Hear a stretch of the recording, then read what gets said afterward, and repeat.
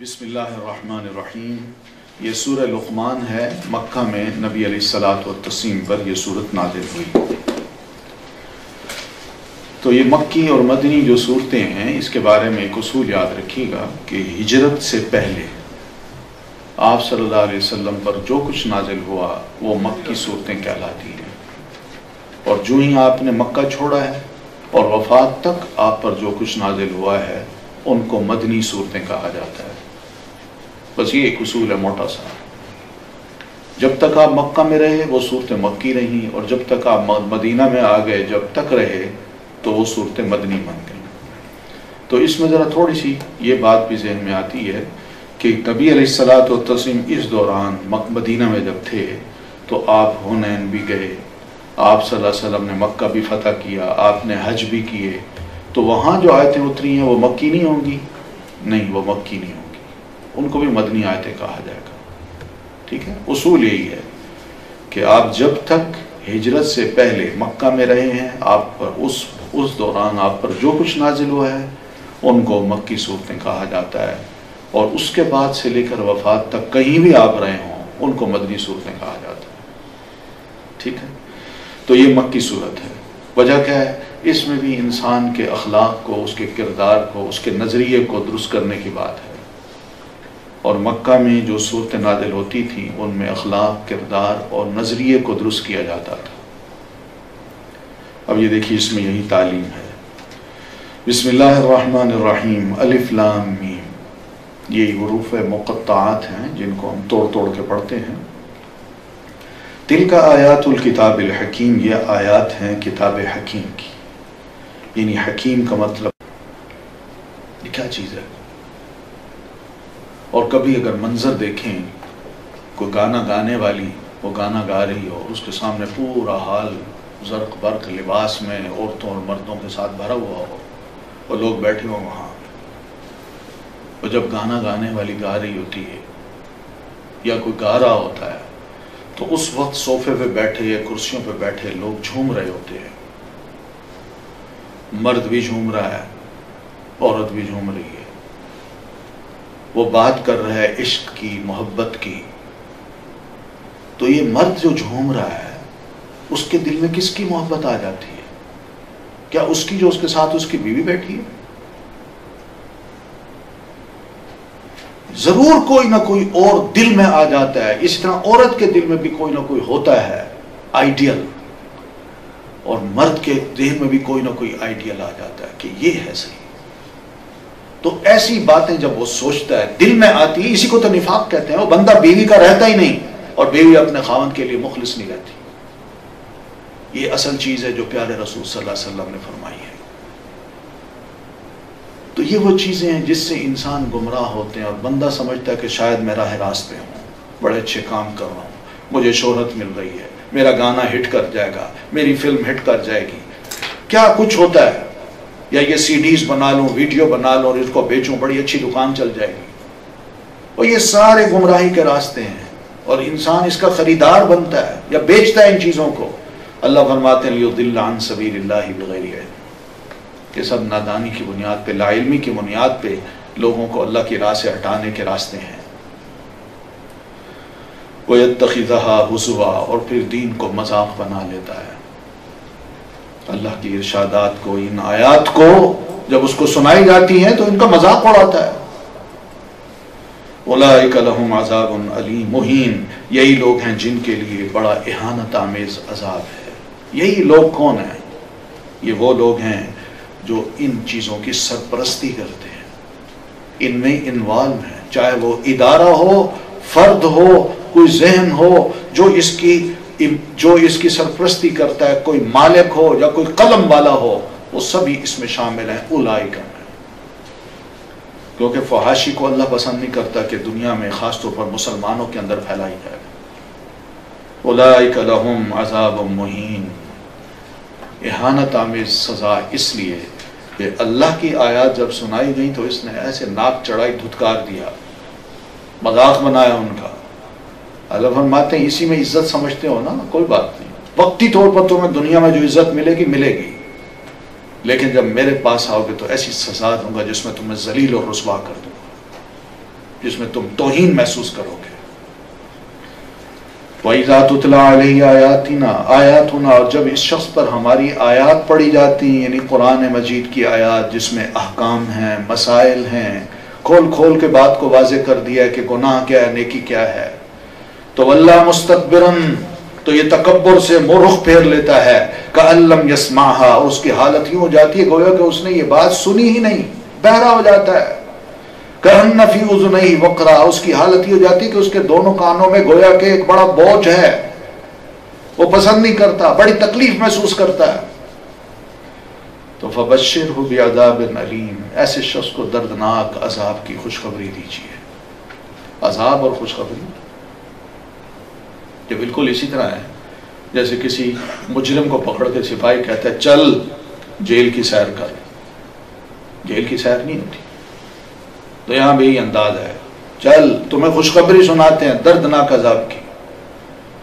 اور اس کے برعکس ان الذین آمنوا وعملوا الصالحات، یقین مانیے وہ لوگ جو ایمان لاتے ہیں اور نیک عمل کرتے ہیں، یعنی بالکل اس کے برعکس ہیں، نیکی کی طرف ان کا رجحان ہے، اللہ پر ایمان ہے، تو لہم جنات النعیم، ان کے لیے پھر جنات ہیں، باغات ہیں بے شمار نعمتوں والے، خالدین فیہا، جس میں عارضی طور پر نہیں رہیں گے جیسے دنیا میں عارضی طور پر رہ رہے ہیں، بلکہ وہ ہمیشہ ہمیشہ رہنے والے ہوں گے۔ وعد اللہ حقا، یہ اللہ کا ایسا وعدہ ہے جو سچا ہے، یقیناً پورا ہو کے رہے گا، بندوں کو وہ کہہ رہا ہے وہ ایسے ہی کر کے دکھائے گا۔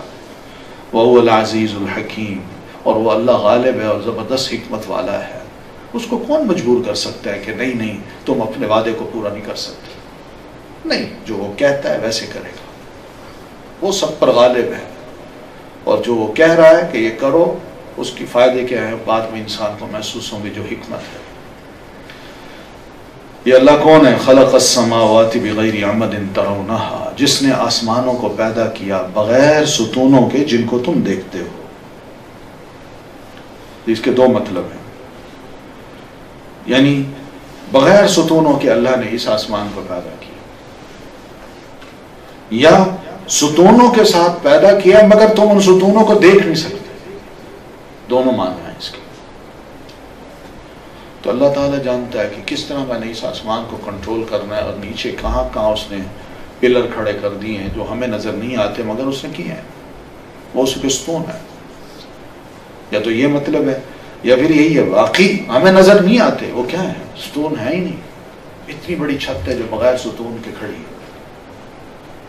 وَأَلْقَى فِي الْأَرْضِ رَوَاسِيَ، اور اس نے ڈال دیے زمین میں پہاڑ، رواسی اصل میں کہتے ہیں، عام طور پر ہمارے ہاں اس کا مطلب کیا جاتا ہے کیل اس نے ڈال دی، یہ کیل نہیں ہے، کیل بالکل سٹریٹ جاتا ہے، یہ رواسی ایسا ہے کہ جس کی جڑیں جو زمین میں یوں پھیلتی ہیں نا، تو کھڑا بھی ہو انسان زمین پر اس کو یہ پتہ نہیں چلتا کہ پہاڑ کی جڑ کہاں سے زمین میں داخل ہو رہی ہے، اور وہ پھر جب پہاڑ کی جڑ جب زمین میں جاتی ہے تو آگے بھی پھیلتی چلی جاتی ہے، تو انسان کے علم میں بعد میں آتی ہے کھدائی کے دوران۔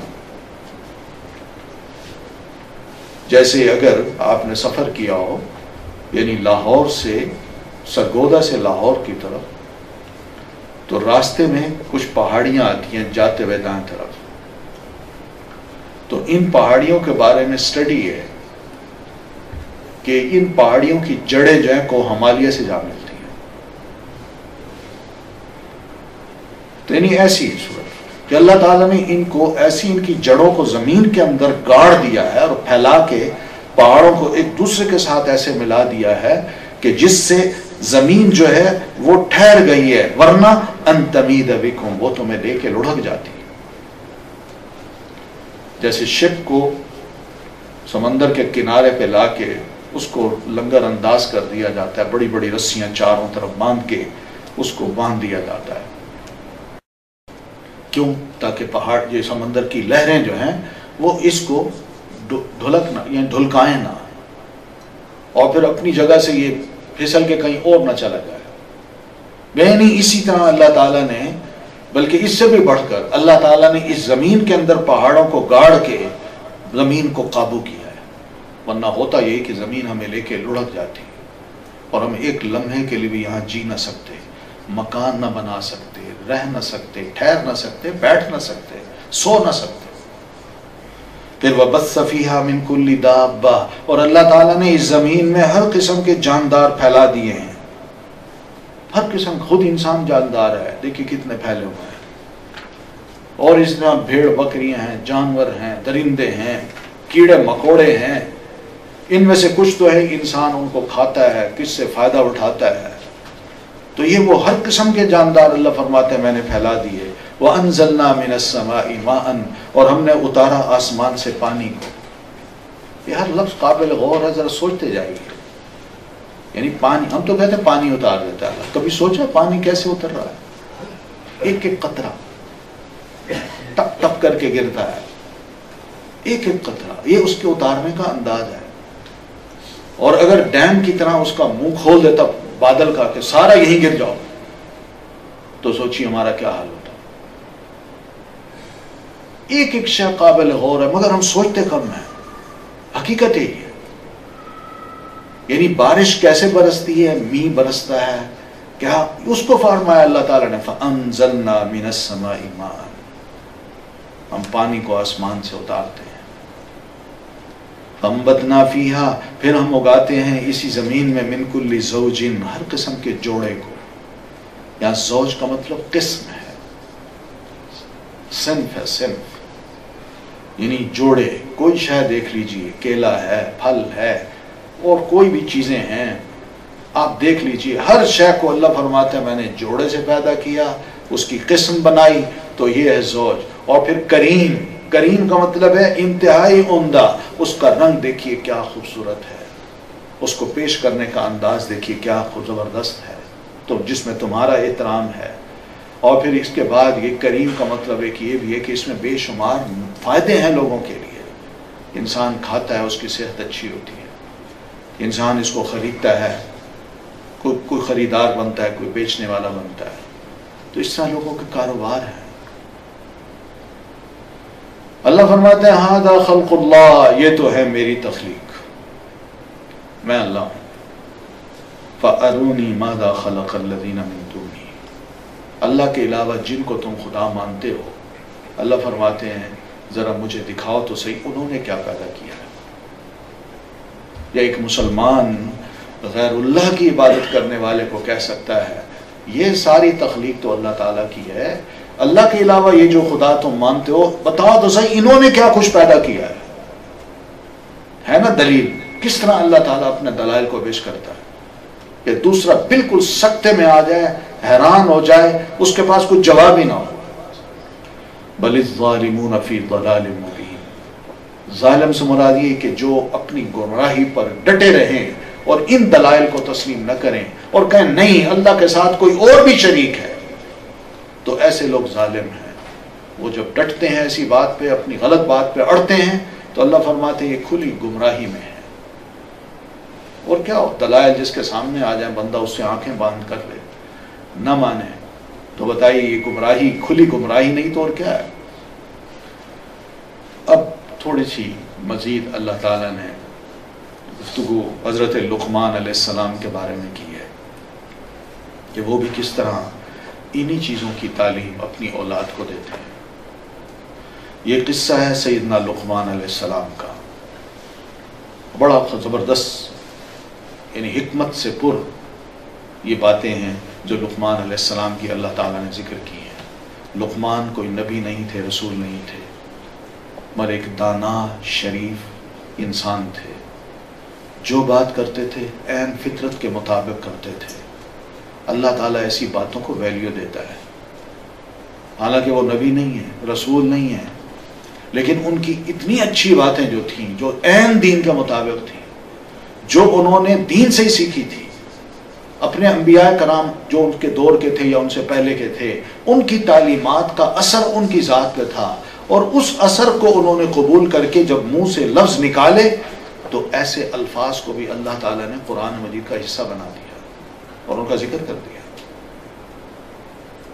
تو دانا انسان، سمجھدار انسان اگر کوئی ایسی باتیں کرتا ہے تو اللہ کو وہ باتیں بڑی پسند آتی ہیں۔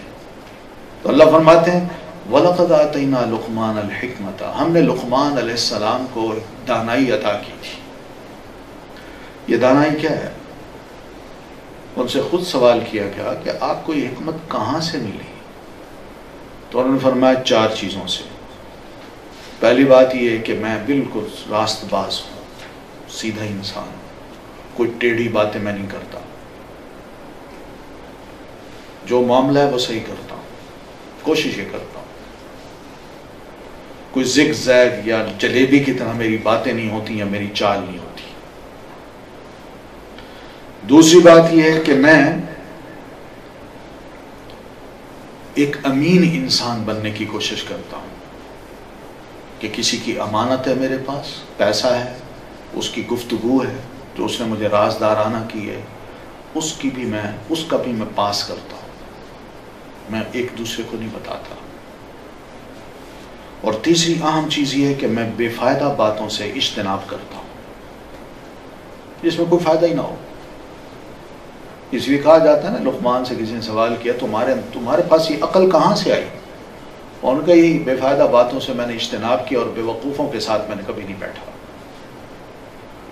اور چوتھی چیز یہ کہ میں نے ہمیشہ خاموشی کو اختیار کیا ہے، لوگوں میں بیٹھا ہوں تو میں نے کوشش کم کی ہے بولنے کی، ان کی باتیں سنی ہیں، ان سے اثر لیا ہے، اگر اچھی بات تھی تو اس کو اپنی زندگی کا ایک حصہ بنا لیا، اور اگر بری بات تھی تو آئندہ کے لیے توبہ کر لی کہ میں نے ایسی باتیں نہیں کرنی۔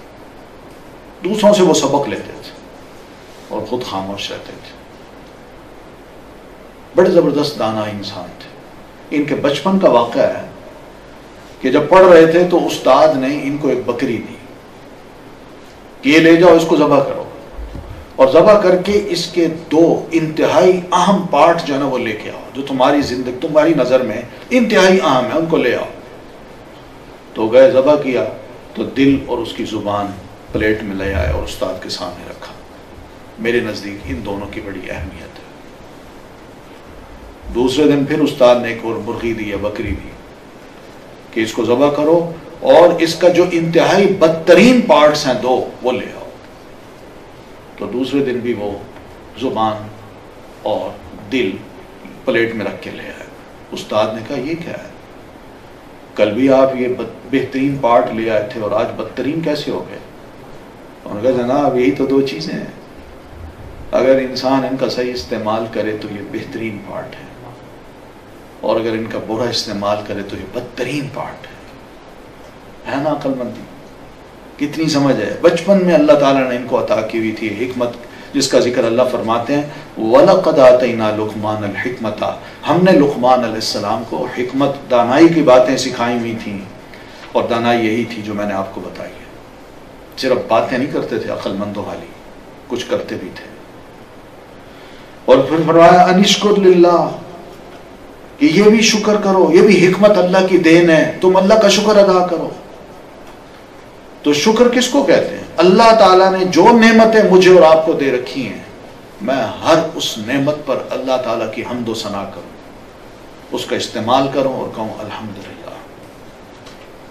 ایک پارٹ یہ شکر کا، اور دوسرا پارٹ شکر کا یہ ہے کہ جو چیز میں استعمال کروں وہ اللہ کے حکم کی فرما برداری کرتے ہوئے کروں، اس کا ضیاع نہ ہو،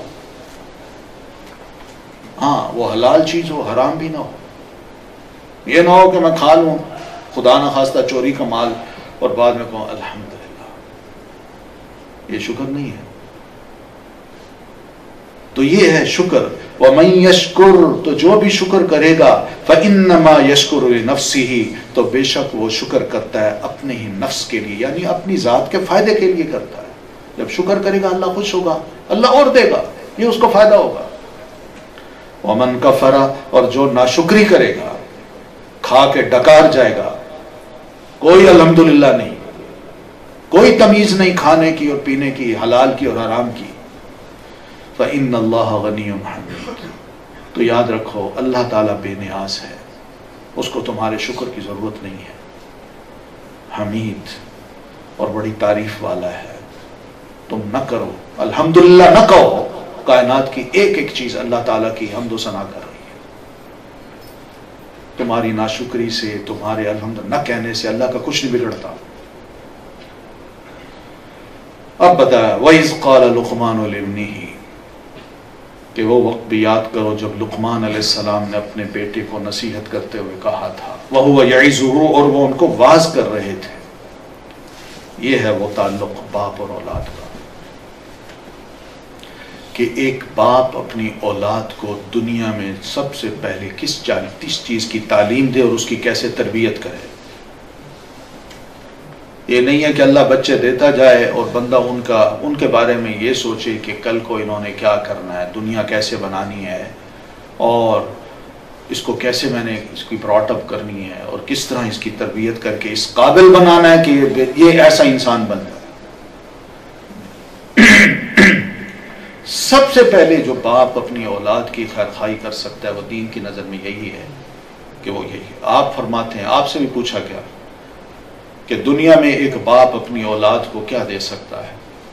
آپ نے فرمایا دنیا میں ایک باپ اپنی اولاد کو سب سے بہترین جو دے سکتا ہے وہ اپنے بیٹے کی بہترین تربیت کا بندوبست ہے، یعنی اس کی اچھی سے اچھی تربیت کا بندوبست کرتا ہے کہ وہ ایک اچھا انسان بن جائے، با اخلاق انسان بن جائے، اس کے پاس علم ہو، اس کے پاس دین ہو، اس کو پتہ ہو کہ اللہ کن باتوں سے خوش ہوتا ہے، کن باتوں سے ناراض ہوتا ہے، ایک اچھا مسلمان بن جائے۔ آپ فرماتے ہیں ایک باپ اگر اپنی اولاد کو دنیا میں کچھ بہترین سے بہترین چیز دے سکتا ہے وہ یہی ہے اور کچھ نہیں۔ دولت کی آپ نے بات نہیں کی، حقیقت ہے وہ تو جو ملنا ہے اللہ تعالیٰ نے دینا ہے، وہ اولاد کو مل بھی جاتا ہے، اور پھر یہ سب کچھ جب ملتا ہے مال، پتہ نہیں کون سی اولاد اس سے کیا فائدہ اٹھاتی ہے اور کوئی کس طرح بے ناقدری کرتی ہے، وہ بات کی باتیں ہیں۔ لیکن بحیثیت ایک باپ کے باپ کا رول کیا ہونا چاہیے وہ یہی، اور اس کے یہ چند طریقے ہیں جو اللہ تعالیٰ نے ہمیں سمجھائے ہیں۔ کہ پہلی بات تو یہ کہ وہ اپنے بیٹے سے جب بات کر رہے تھے تو وہ یعظہ، وہ اس کو واعظ کر رہے تھے۔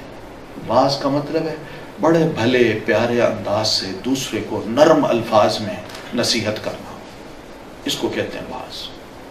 ڈانٹ کے نہیں، گالیاں دے کے نہیں، برے القاب سے نواز کے نہیں، حقیقت ہے یہ واعظ نہیں ہے، یہ نصیحت نہیں ہے، یہ بچوں کو جو کچھ ہم سکھا دیتے ہیں نا اس کا پھر رزلٹ ہم خود اپنی زندگی میں دیکھتے ہیں۔ حقیقت ہے کہ میں گھر میں موجود ہوں اور کوئی فون آتا ہے تو بچے کو کہتا ہوں میرا پوچھے تو اس کو بتا دینا بابا گھر پہ نہیں ہے۔ یہ جھوٹ کی بنیاد جو میں رکھ رہا ہوں اس کا نتیجہ کیا ہے؟ کل کو وہ بھی بڑا ہو کے ایسے کام کرے گا۔ میں سگریٹ پیوں اور بچوں کو کہوں، آپ لے لیجئے جو انتہائی حکمت کی باتیں کرنے والی ہے، یا حکیم کا مطلب یہ بھی ہے کہ ایسی اس کی باتیں ہیں جو کبھی بھی تبدیل نہیں ہو سکتی، محکم ہیں، مضبوط ہیں، پکی ہیں، ان کو کوئی بھی چینج نہیں کر سکتا، اور جو کچھ اللہ نے ایک دفعہ اتار دیا ہے قرآن مجید کا وہ حصہ بن گیا ہے۔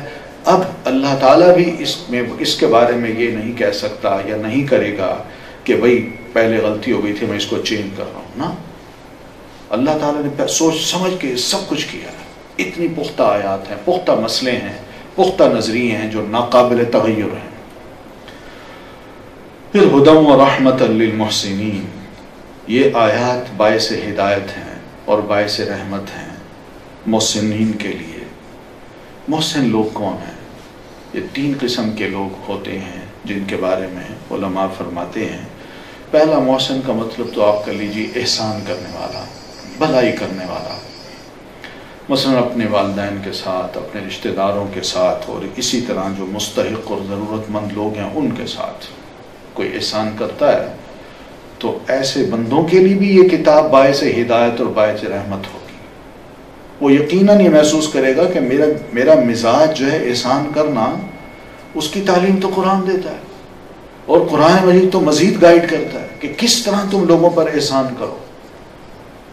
ایک مطلب یہ ہے، اور دوسرا محسنین کا مطلب نیکی کرنے والا ہے، یعنی ایسا بندہ جو چاہتا ہے کہ میں نیکیاں کروں، گناہوں سے بچوں اور نیک بن کے رہوں، ایسے بندے کے لیے بھی یہ کتاب جو ہے وہ باعث ہدایت بھی اور باعث رحمت بھی ہے، کیونکہ یہ کتاب نیکی کی تعلیم دیتا ہے، اور اسی طرح یہ کتاب برے کاموں سے، گناہوں سے روکتی بھی ہے۔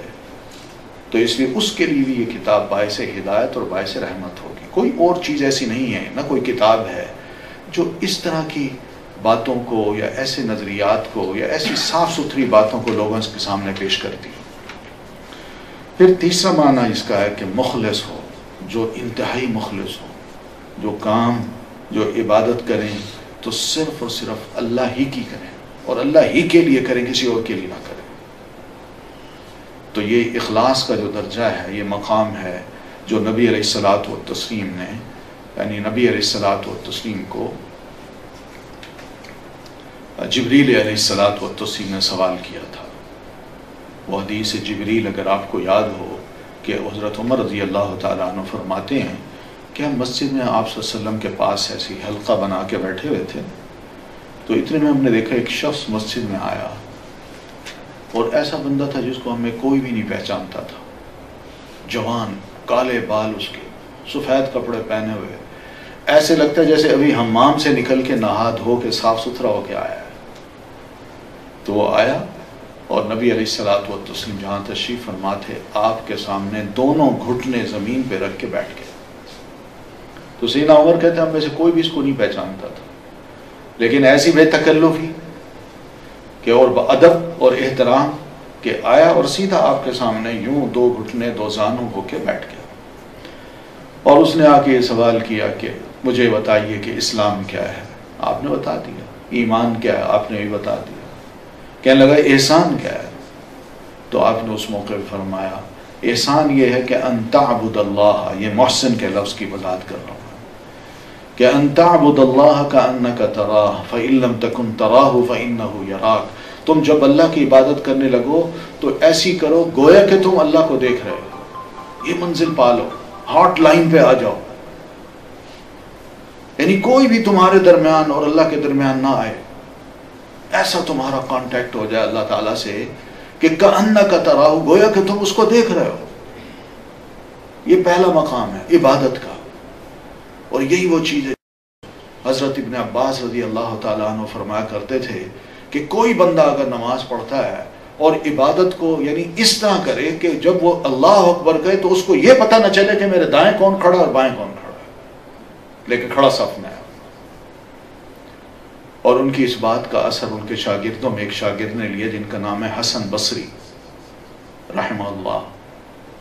وہ کہتے ہیں جب سے میں نے ابن عباس کی یہ بات سنی ایسی دل میں بیٹھی کہ اللہ گواہ ہے 40 سال سے نمازیں پڑھ رہا ہوں، مجھے کبھی پتہ نہیں، مجھے یہ پتہ نہیں ہے کہ میرے دائیں طرف کون کھڑا اور بائیں طرف کون کھڑا. یعنی ایسے ڈوب کے ہاٹ لائن پہ لوگ آ جاتے ہیں کہ بس وہ ہیں اور اللہ تعالیٰ ہے. ایسی خوبصورت نماز. فَإِن لَمْ تَكُنْ تَرَاهُ فَإِنَّهُ يَرَاكَ. یہ منزل اگر نہیں ملتی تو کم از کم عبادت کے دوران یہ ضرور سمجھ لو کہ مجھے اللہ دیکھ رہا ہے. میں اس کو نہیں دیکھ پاتا تو یہ ضرور سمجھنا کہ تمہیں اللہ دیکھ رہا ہے، کیونکہ یہ بھی ایک منزل ہے عبادت کی. بندہ ان دونوں منزلوں سے غافل ہو جائے تو پھر وہ نماز کا لطف نہیں ہے. نہ یہ خیال ہو کہ اللہ مجھے دیکھ رہا ہے اور نہ یہ خیال ہو کہ میں اللہ کو دیکھ رہا ہوں، تو سوچیے پھر کہاں ہے انسان. وہ عبادت کا جو مقام ہے وہ حاصل نہیں ہوتا، صحیح اخلاص کا جو مقام ہے. تو یہ بھی علماء نے اس کا مفہوم کیا ہے. ایسے لوگ جو چاہتے ہیں ہم ایسی عبادت کریں کہ بس ہمارے اور اللہ کے درمیان کوئی بیچ میں نہ آئے، ایسے جو مخلص لوگ ہیں ان کے لیے بھی یہ کتاب باعث ہدایت ہے اور باعث رحمت ہے. یہ ہے، ہر ایک کو یہ کتاب ہدایت نہیں دیتی. جن کے اندر کم از کم یہ خوبیاں ہو نا، وہ پھر مزید کی تلاش میں جب بھی اس قرآن کو پڑھیں گے وہ کہیں گے واقعی قرآن مجید نے ہمیں بہت سے سوالوں کا جواب بھی دے دیا اور مزید بھی ہمیں بتا دیا جس کی ہمیں خواہش تھی. وہ مان جائیں گے کہ واقعی اللہ کی کتاب ہے. پھر اسی طرح محسن لوگ جہاں نیکیاں کرتے ہیں، بطور خاص چند ان کی نیکیوں کا اللہ تعالیٰ نے علیحدہ ذکر کیا ہے، اور وہ 3 باتیں ہیں. پہلی یہ کہ الذین یقیمون الصلاۃ، جو نماز کو قائم کرتے ہیں، اور دوسری کہ ویؤتون الزکاۃ، ان کی خاص بات یہ بھی ہے کہ وہ زکوٰۃ بھی ادا کرتے ہیں، اور تیسری خاص بات وَهُمْ بِالْآخِرَةِ هُمْ يُوقِنُونَ، اور وہ آخرت پر بھی یقین رکھتے ہیں. تو یہ تینوں چیزیں انتہائی اہم ہیں مسلمان کے لیے اور محسن کے لیے، اس لیے اللہ تعالیٰ نے ان تینوں کا ذکر باقاعدہ الگ کیا ہے۔ نماز قائم کرنا کیا ہوتا ہے؟ نماز قائم کرنے کا مطلب دیکھیے علماء نے کیا کیا مفہوم لیے ہیں۔ امام احمد ابن حنبل رحمۃ اللہ علیہ فرماتے ہیں ایک تو ظہر کی نماز ہے جو مجھ پر فرض ہے، وہ کہتے ہیں اقامت صلاۃ کا مطلب یہ ہے کہ امام کے ساتھ باجماعت نماز پڑھنا، یہ بھی فرض ہے، یہ بھی اقامت صلاۃ میں ہے۔ یعنی یہ نہیں کہ میں علیحدہ وقت میں جب بھی وقت ملا میں نماز پڑھ لوں گا، فرض ہی ہے نا، میں نے ادا کر لیا۔ وہ کہتے ہیں نہیں، اقامت صلاۃ کا مطلب ہے کہ باجماعت انسان نماز پڑھے،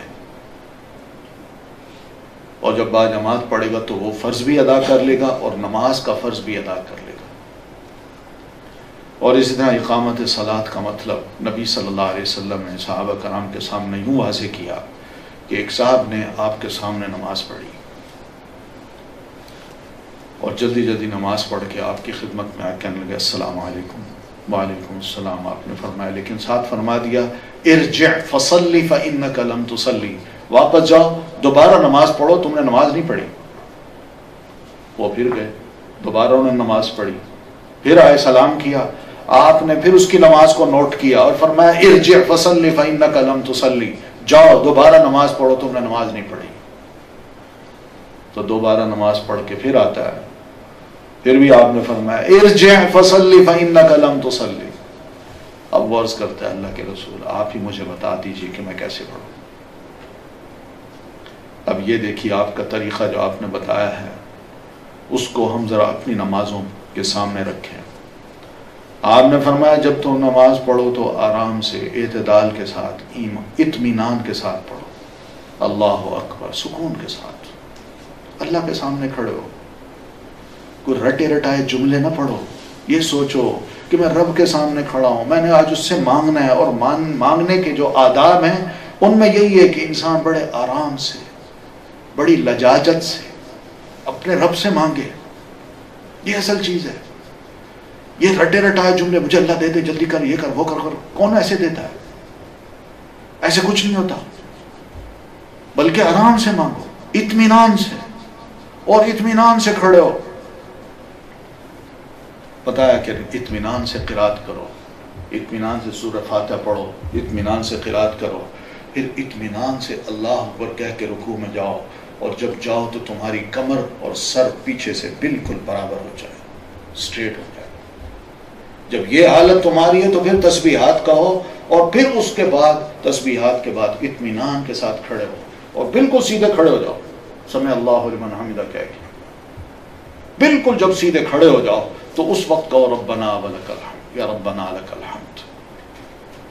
اور بھی دعائیں ہیں جو پیارے رسول صلی اللہ علیہ وسلم مانگا کرتے تھے، مگر ہم نے تو بس ان چھوٹی چھوٹی دعاؤں پہ اکتفا کر رکھا ہے۔ سبحان ربی العظیم 3 دفعہ کہا، سمع اللہ لمن حمدہ، ربنا لک الحمد کہا، اور پھر سجدے میں چلے گئے۔ لیکن آپ دیکھیں پیارے رسول صلی اللہ علیہ وسلم کس طرح ویلیو دیتے ہیں۔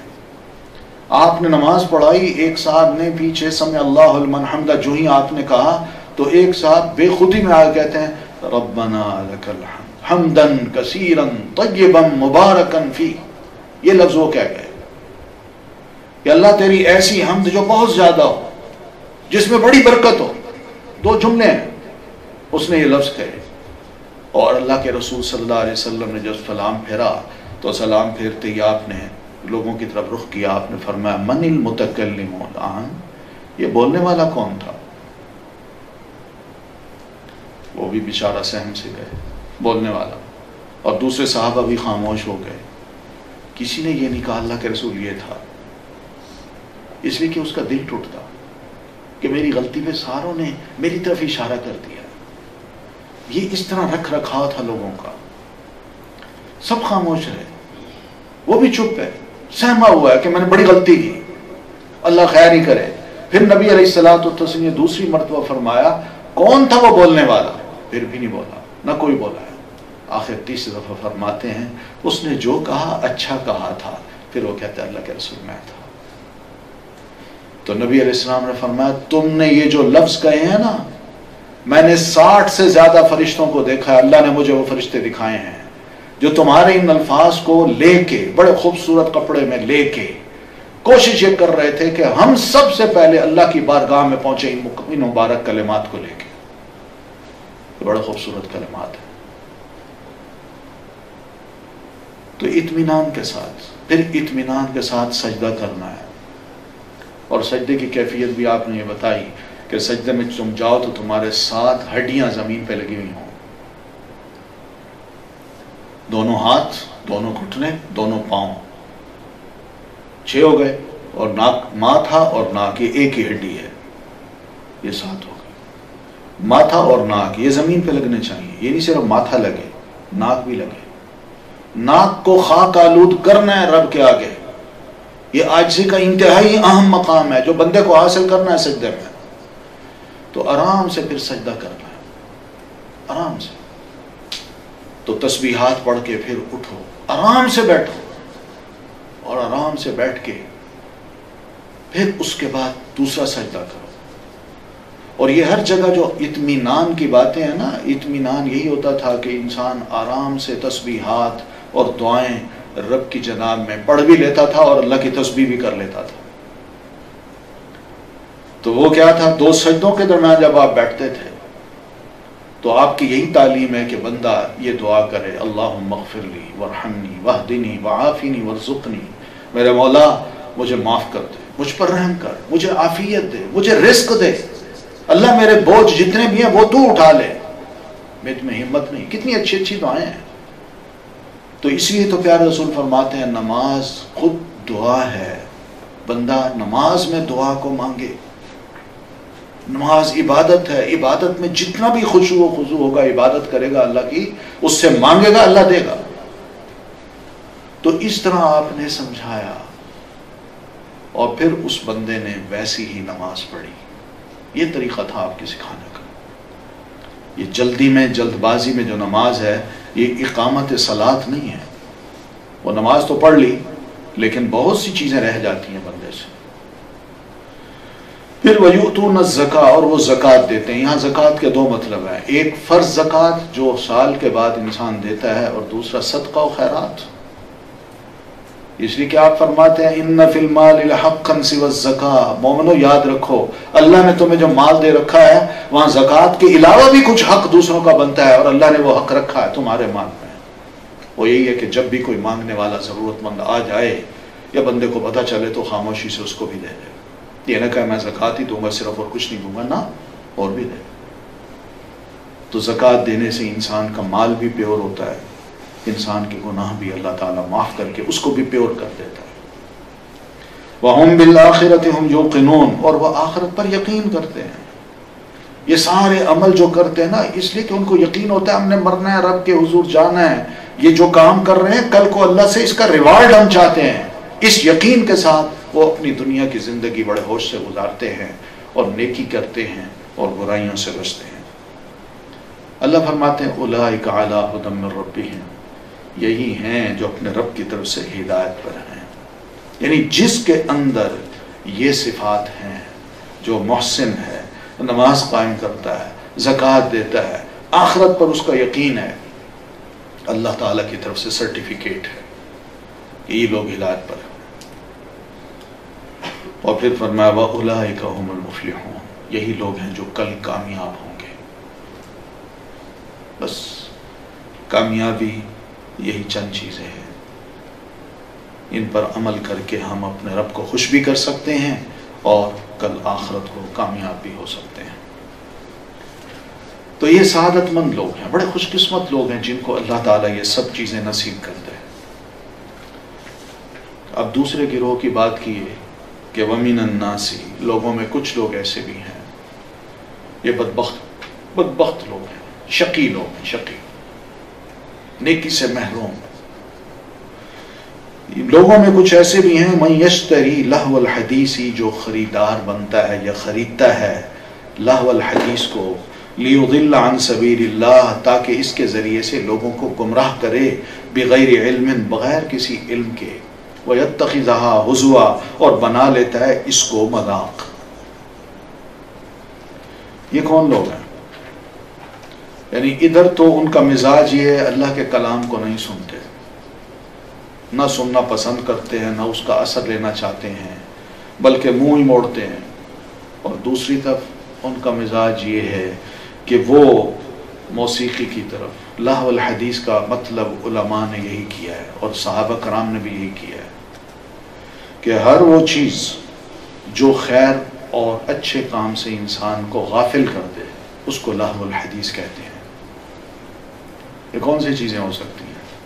یہ گانا، اس کا آرٹ، فن، پھر اسی طرح اور قصے، کہانیاں، فلمیں، غزلیں، یہ سب ایسی چیزیں ہیں جو انسان کو دور کر دیتی ہیں اور اللہ سے کاٹ دیتی ہیں اور دوسری طرف لے جاتی ہے. گناہ گارانہ ذہن بن جاتا ہے، سوچ ویسی بن جاتی ہے.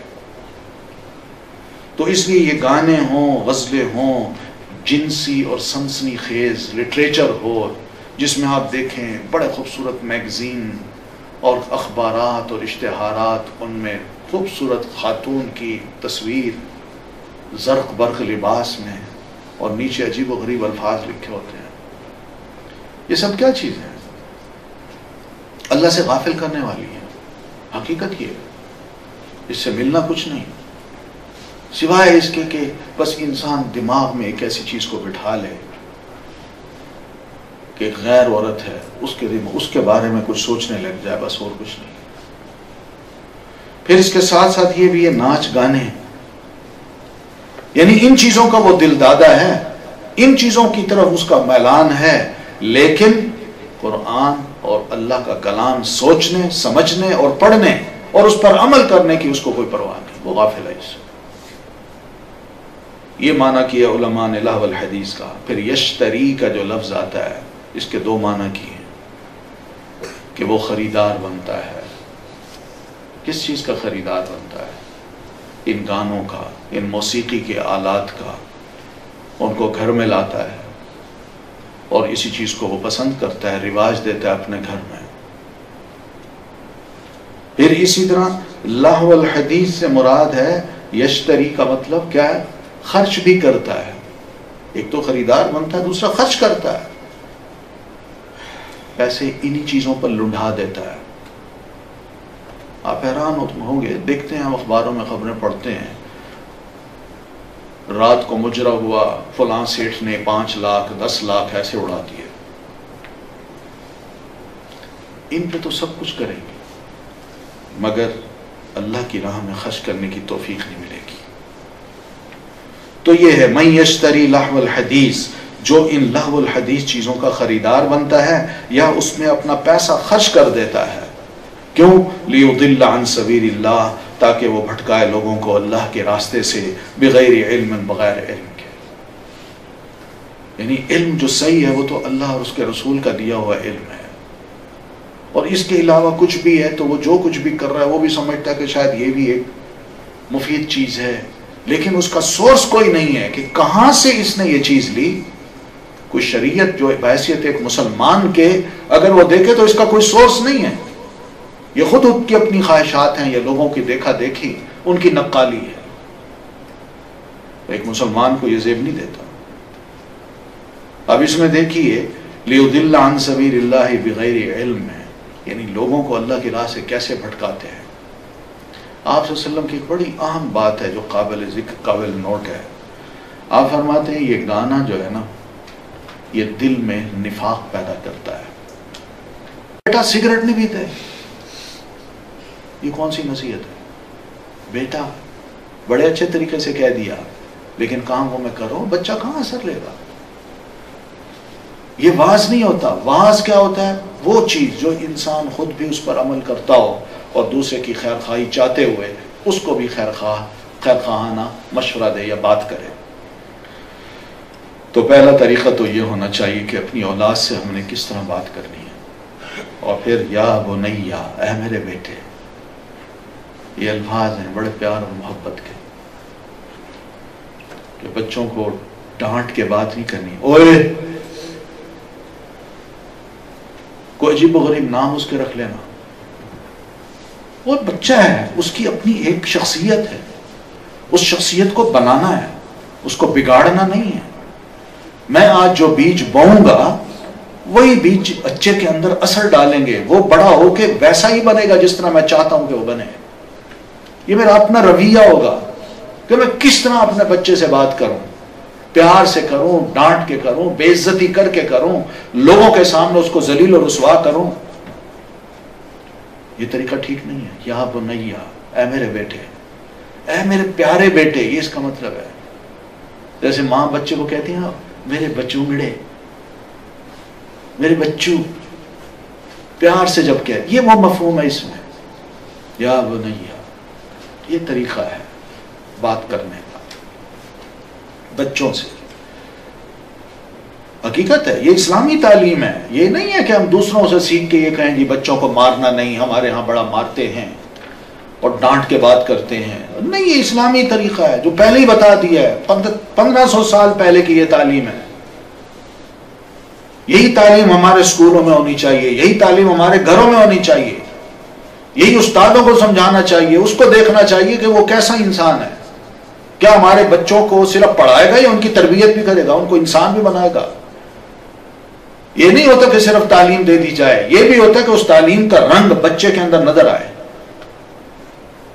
اور یہی سب سے بڑی دولت ہے، اگر بچہ ان باتوں کو سیکھ جائے بچپن میں ہی، اس کے اندر یہ چیزیں کیا کہتے ہیں نا پیوست کر جائیں، تو وہ بچہ اور اس کی اٹھان اور اس کے اخلاق اور اس کا کردار دنیا دیکھتی ہے کہ واقعی یہ ہے وہ، یہی ہے وہ جس کو باپ نے، اس کے استاد نے صحیح تربیت دی ہے۔ ہمارے ہاں یہ پہلے بندوبست ہوا کرتے تھے۔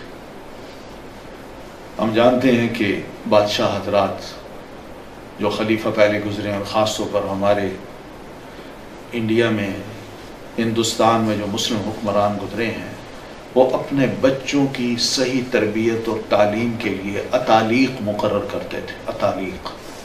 اتالیق کا مطلب مربی، کہ آئیے اس کی تربیت کیجیے، اس کو آداب سکھائیے، کس طرح گفتگو کرنی ہے، کیسے بات سمجھنی ہے، کس طرح بیٹھنا ہے، کیسے اٹھنا ہے، کیسے لباس پہننا ہے، شاہی آداب اور شاہی گفتگو کے آداب، یہ سب وہ سیکھتے تھے۔ اور یہی پڑھے لکھے لوگوں کا کام تھا۔ وہ بھی اپنی اولاد کو، گو بادشاہ لوگ نہیں تھے، لیکن اللہ نے ان کو جو کچھ دے رکھا تھا، ان کو فکر یہ ہوتی تھی کہ ہم نے اپنی اولاد کی تربیت کیسے کرنی ہے، اچھے استادوں کے حوالے کرنا ہے۔ یہ نہیں کہ صرف نام پڑھنا ہے، سینٹ اینڈ میری اسکول، یہاں انگریزی ABC سکھائی جاتی ہے، تو جو کچھ مانگتے ہیں فیس ہم دے دیں گے، مگر پتہ نہیں انسان بناتے ہیں کہ نہیں۔ وہ اخلاق چاہیے۔ آج ہمارے ہاں صورتحال یہ ہے کہ ہمارے بچے اسکولوں سے پڑھ کے آتے ہیں، باپ بھی ڈرتا ہے اپنی عزت بچانے کے لیے کہ بچے سے ذرا تمیز سے بات کرو، اس کو تو تمیز نہیں ہے۔ او ڈیڈ، یہ الفاظ ہیں ہمارے۔ کہاں ہے وہ لفظ ابا جان، امی جان؟ وہ لفظ ہی نہیں رہے۔ جیسے ہم سکھاتے ہیں نا، یہ کوشش نہیں کرتے، بچے ویسے ہی تیار ہوں گے۔ بچوں کی تعلیم و تربیت کا جہاں ایک بڑا ذریعہ اسکول ہے اور ٹیچرز ہیں، اور صحیح ٹیچرز کا انتخاب ہے۔ حقیقت ہے ایسے ٹیچر جو صحیح ہوں اور جو واقعی بچوں کی صحیح تربیت کر سکیں، ان کا انتخاب بھی بڑا اہم ہوتا ہے۔ یہ نہیں ہوتا کہ جو پڑھانے والا ہے کہ میرے پاس یہ ڈگری آئے میں پڑھا دیتا ہوں اور اس کو مقرر کر دیا جائے، نہیں۔ علماء یہی کہا کرتے تھے، انظروا ھذا العلم فإن ھذا العلم دین فانظروا عمن تأخذونه۔ اور بھلے لوگوں، یہ جو علم ہے کوئی دنیا کا ہو یا دین کا ہو، یہ بہرحال علم ہوتا ہے۔ کم از کم اپنے استادوں کے لیے، اپنے لیے اس استاد کو دیکھ لیا کرو، کس سے تم اپنے بچوں کو یا اپنے آپ کو علم سے آراستہ کر رہے ہو، وہ خود کیسا انسان ہے، اس کے اخلاق کیسے ہیں، اس کا کردار کیسا ہے۔ یہ اصل چیز ہے۔ آج اس طرف کوئی دھیان نہیں۔ بہت کم اسکول ہیں جن میں شاید کہیں کہیں کو اچھے استاد ملتے ہیں، اور حقیقت میں وہی استاد ہی ہے جو گوہر ہے، اس کی قدر ہونی چاہیے۔ آج ایسے استاد کی کوئی قدر نہیں جو بچوں کی صحیح تربیت کرتا ہو اور اس کو یہ کہہ کے پیچھے چھوڑ دیا جاتا ہے، اس کو کوئی پتہ ہی نہیں ہے بچے ہمارے کہاں جا رہے ہیں اور یہ استاد ان کو کہاں لے کے جا رہا ہے۔ اور ہم دیکھتے ہیں نا یہ نتائج۔ آج ہمارے بچوں کی تعلیم کا جو مرکز ہے وہ ایک اسکول ہے، جہاں بالکل ABC اور معلوم نہیں کیا کا کچھ کہا جاتا ہے۔ اور دیکھیں وہ بچے جو نظمیں پڑھ کے آتے ہیں وہ کیا ہوتی ہیں. پھر اس کے بعد کارٹونز کے آگے بٹھا دیا جاتا ہے، اور یہ کارٹونز ہمارے بچوں کو کیسا بنا رہے ہیں؟ انتہائی بدتمیز بنا رہے ہیں. جو بچوں کا مذاق، بڑوں کا مذاق اڑائیں، دیکھیں ان کی حرکتیں کس طرح. وہ ایک بوڑھا بابا ہے، اس کا مذاق اڑاتے ہیں چھوٹے بیٹھ کے، اس کے خلاف چالیں چلتے ہیں، اور پھر اس کو کیسے کیسے لفظوں سے نوازتے ہیں. یہ سب وہ چیزیں ہیں جو ہمارے بچے سیکھ رہے ہیں. یہ وہ چیز نہیں ہے جو دین دینا چاہتا ہے، یہ دنیا کی چیزیں ہیں. اس سے کوئی انسان نہیں بنتا. یہ اصل چیز ہے. یا فرمایا یا بنیا، اے میرے پیارے بیٹے.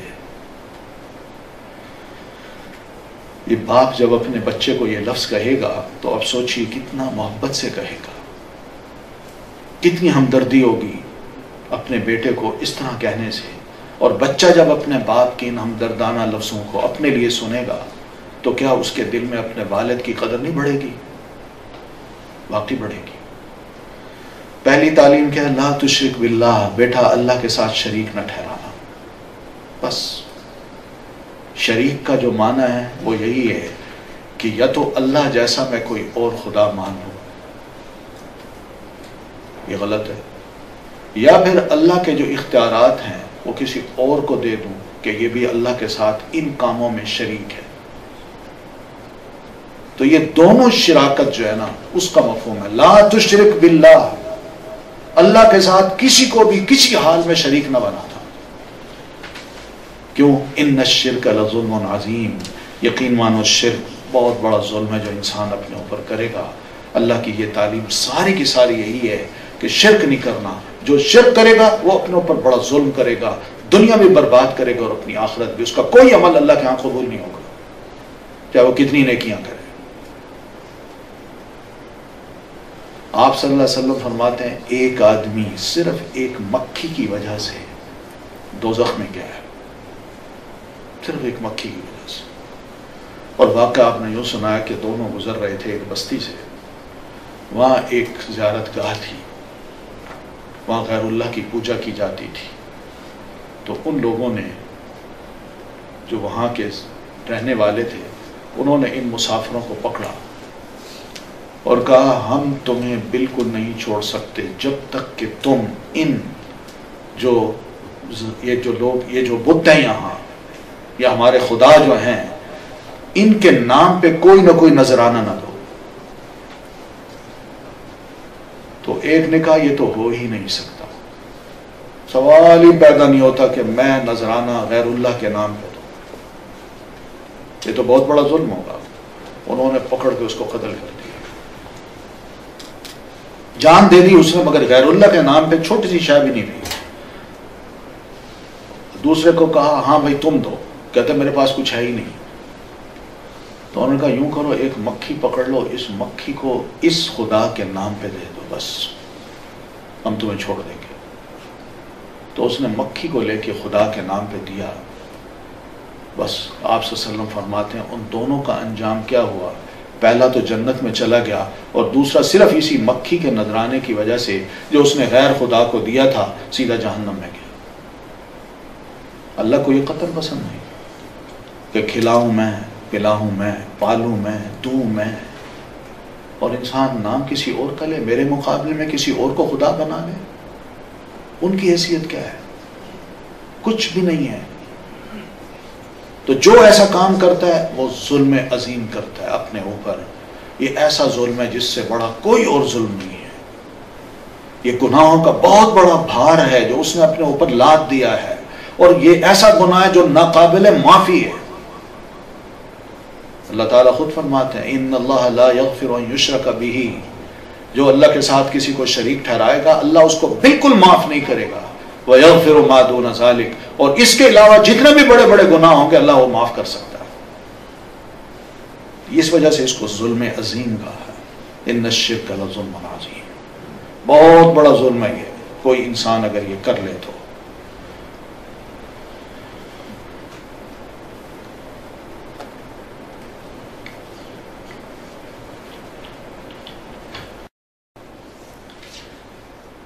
اگلی جو آیت ہے اس میں ذرا تفصیل ہے.